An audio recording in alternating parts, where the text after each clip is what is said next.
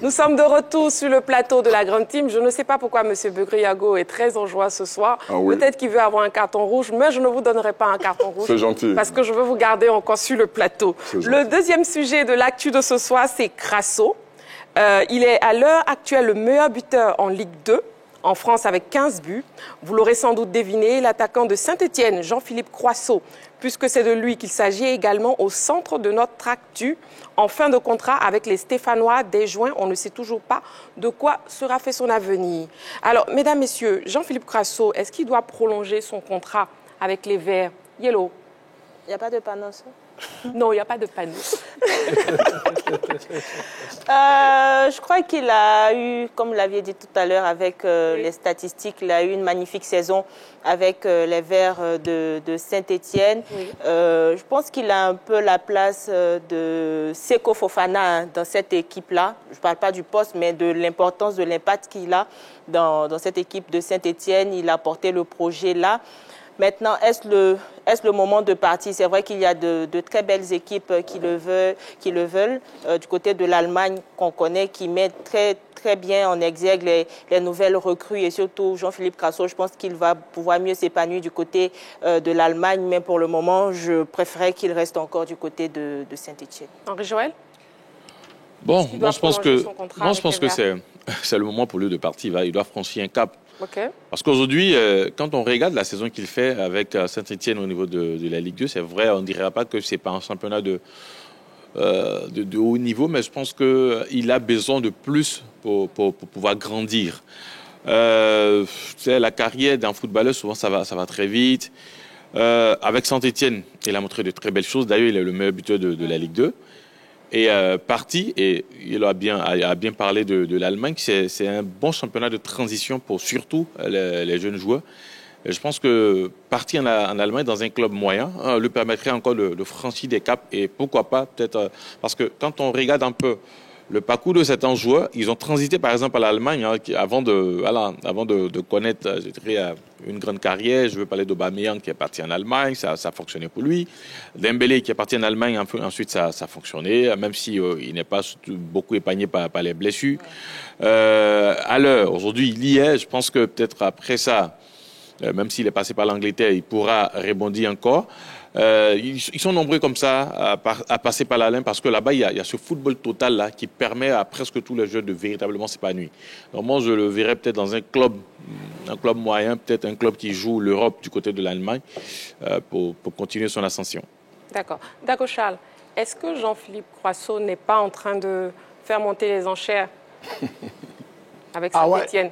Ben, vu que les discussions sont au point mort actuellement. Oui, et puis ce serait normal que les enchères montent. Hein. Ah ouais, quand on finit top joueur d'une équipe comme Saint-Étienne en fin de saison, c'est clair. Il doit aller au-delà de ce qu'on lui donne aujourd'hui. Mais comme mes deux confrères, voilà, moi je souhaite qu'il quitte Saint-Étienne, il quitte la France même. Voilà, moi je souhaite même qu'il quitte la France, effectivement qu'il est en Allemagne. Oui. Parce que moi j'ai beaucoup plus besoin de ce garçon pour l'équipe nationale de Côte d'Ivoire.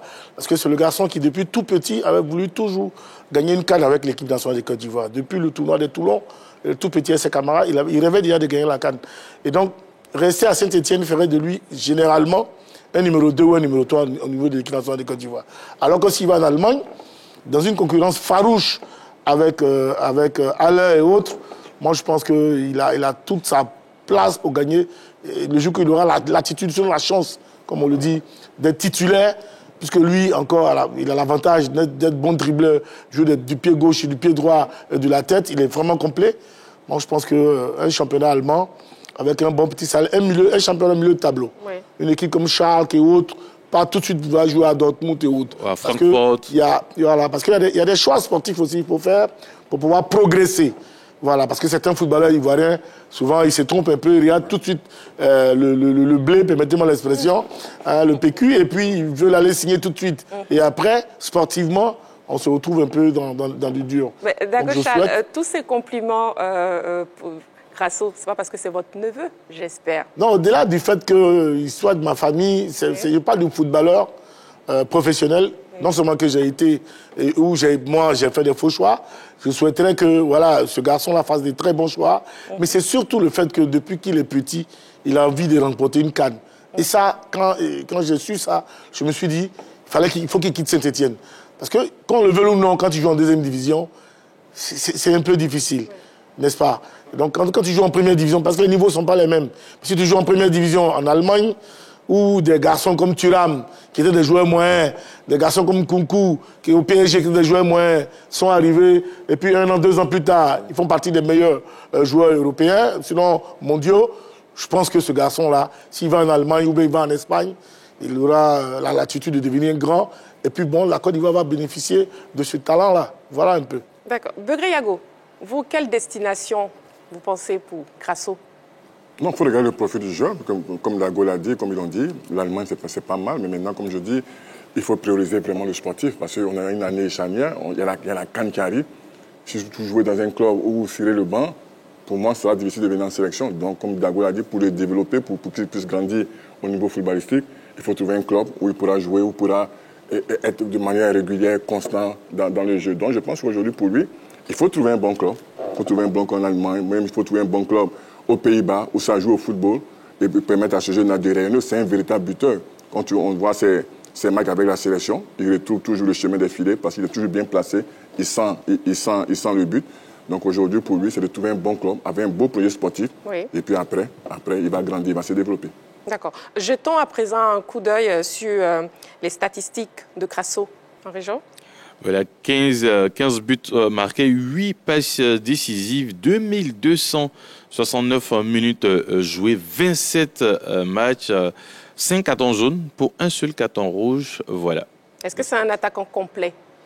Oh oui, on l'a tous dit ici, hein, il est capable de marquer du pied, de la tête. Maintenant, aujourd'hui, on voit beaucoup d'attaquants qui s'exercent aussi au coup de pied arrêté, notamment les coups francs. Peut-être il va s'y mettre après parce que la majorité, hein, surtout au niveau des attaquants africains, Didier Drogba, il avait commencé sans tirer les coups francs. Après, il a ajouté cela à sa palette. Samuel Eto'o, il en a fait pareil.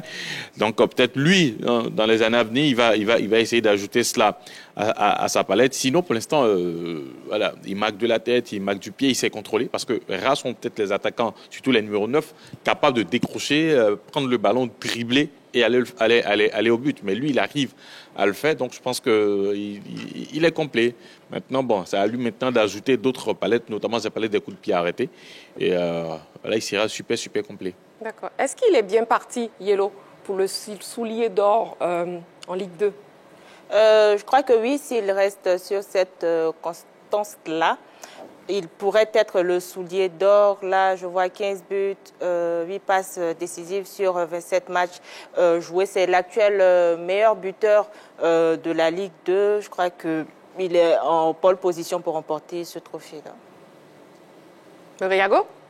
Non, je pense qu'il va rester sur cette dynamique, sur ses stats. Hein. C'est quelqu'un qui sent le but. Il va même marquer plus de buts. Moi, je vois atteindre la barre de 20-22 buts en championnat. Il a les qualités, il a les moyens. Il faut qu'il ait confiance en lui.